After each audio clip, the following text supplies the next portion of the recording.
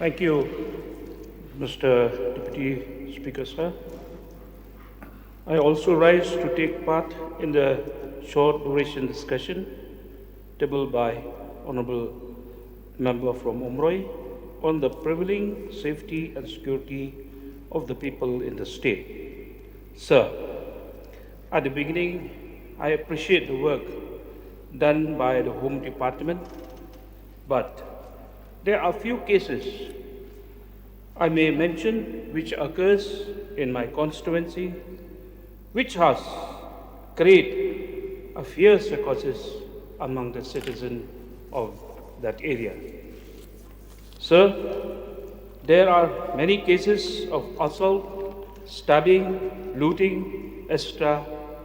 And these cases has been reported to Julupra police station and Lomjingri police station, since that area fall under these two police stations.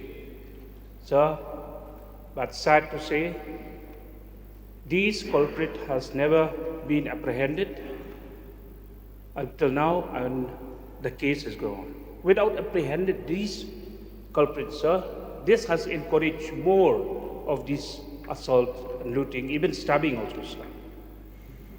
My request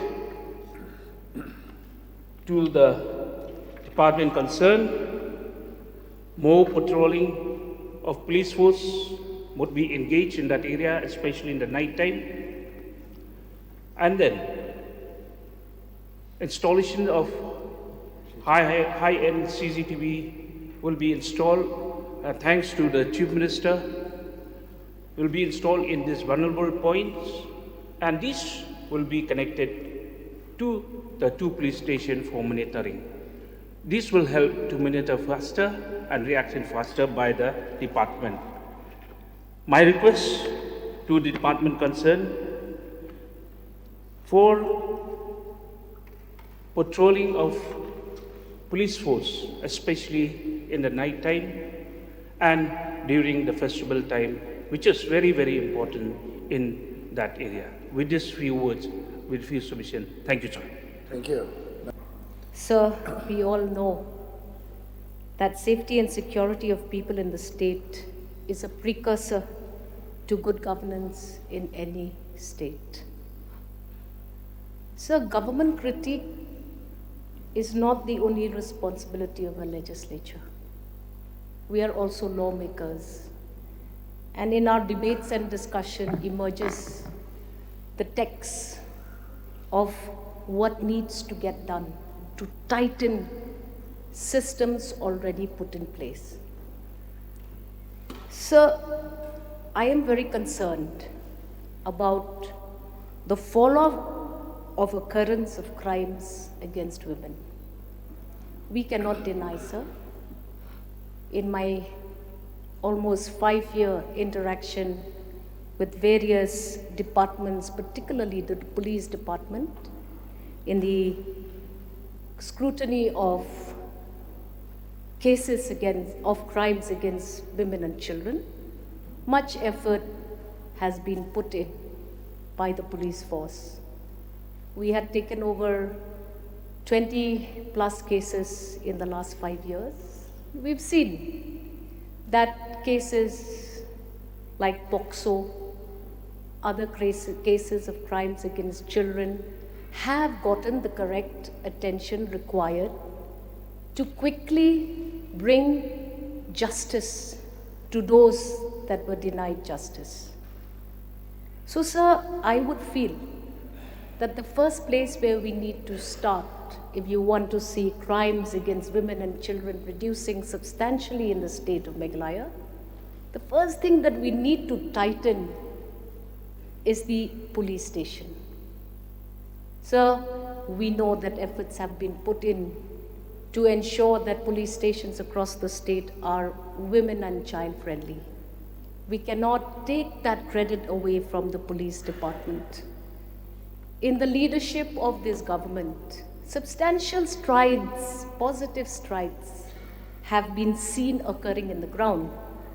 But I will give you just one small example of a current case that has taken the city of Shillong by storm. The case of the 2 children who were murdered gruesomely by their father.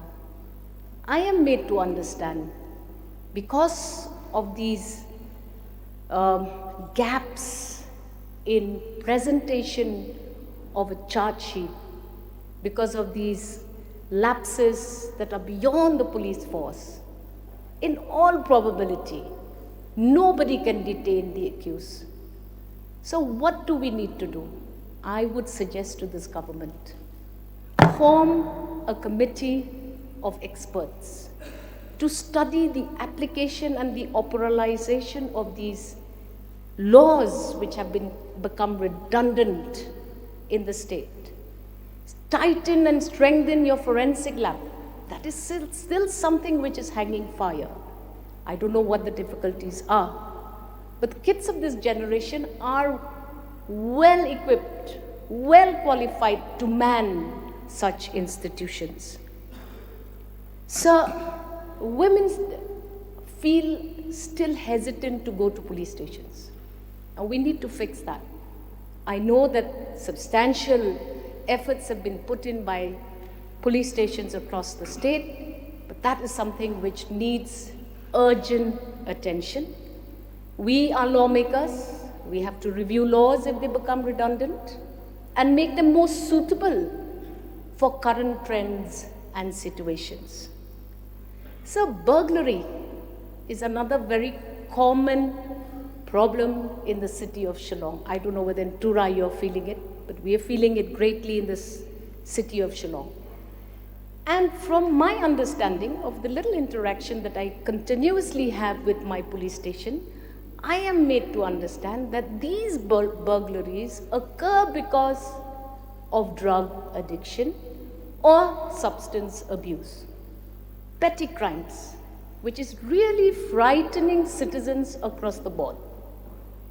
We know that our stations are trying their best. I must thank my police station and the officers there for recently making sure that gold that was stolen from a resident's home have been recovered.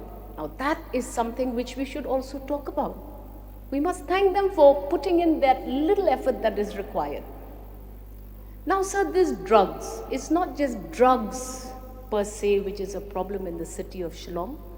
The circulation of these drugs, which I am told happens in every gully and corner in the late hours of the night. So yes, I would agree with several members who have requested for a more vigilant police patrolling in all parts which are vulnerable for the kids of this generation.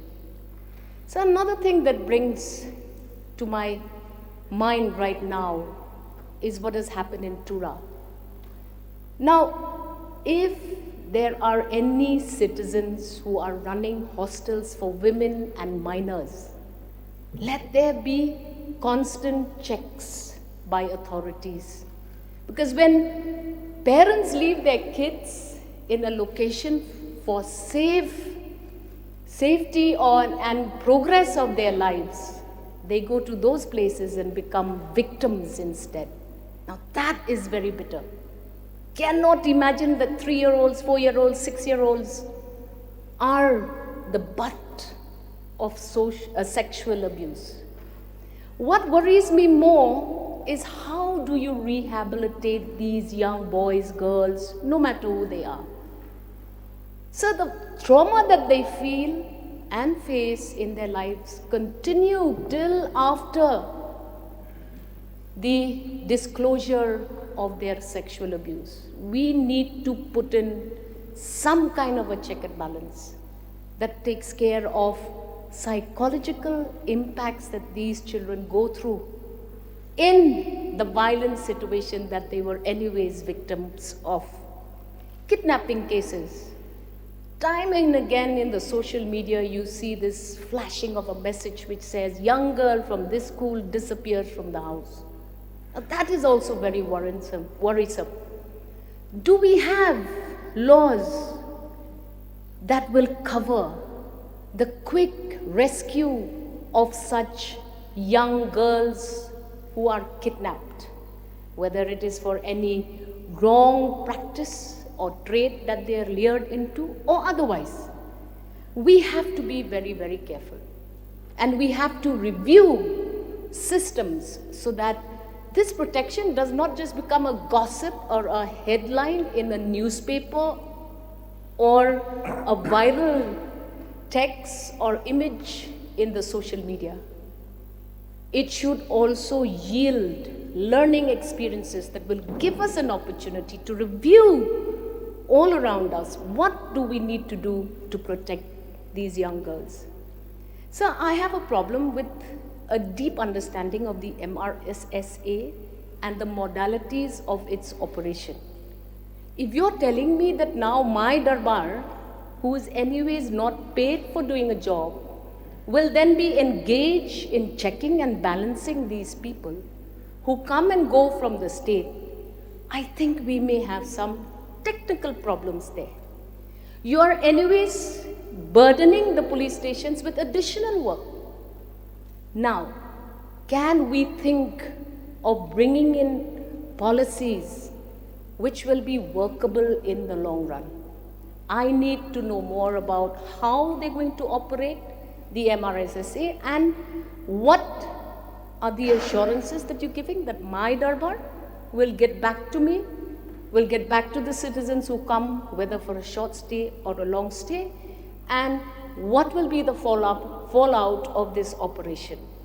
So I must thank the government for giving me street lights, adequately lighting my streets and corners to a large extent. However, we still need to use technology. I agree that CCTVs are a deterrent to occurrences of crimes. But as a legislator, as a lawmaker, we need to have a plan in place, and that plan seems to not be in place. Honourable members, you have 1 minute, please. Yes, sir. I'm looking at that monitor. Sir, I also want to put in a word about what do we do about this murder or this accident that has happened to late Chesterfield. Thank you. So the report now is in the hand of the government. Tell us, the people of Shillong, tell us, the people of the state of Meghalaya, what are the actions you're going to take? Because we already know the report, and talking about the details of the report on this August House to me is irrelevant, because I can anyways read the report and know what I need to know. But what action will we take, and what kind of protection measures that the police will take henceforth to ensure that this does not reoccur? Lastly, sir, I would urge this government to go ahead on the peace talks with the HNLC. It's a brilliant move, a welcome move. Most citizens of the city of Shillong particularly look forward to a plan to be put in place. And this is, if this is where we make the laws and decide on laws, then I would like to be privy to what is the future plan of this master stroke that this government has initiated. With these few submissions, sir, thank you so much. I resume my seat. Thank you.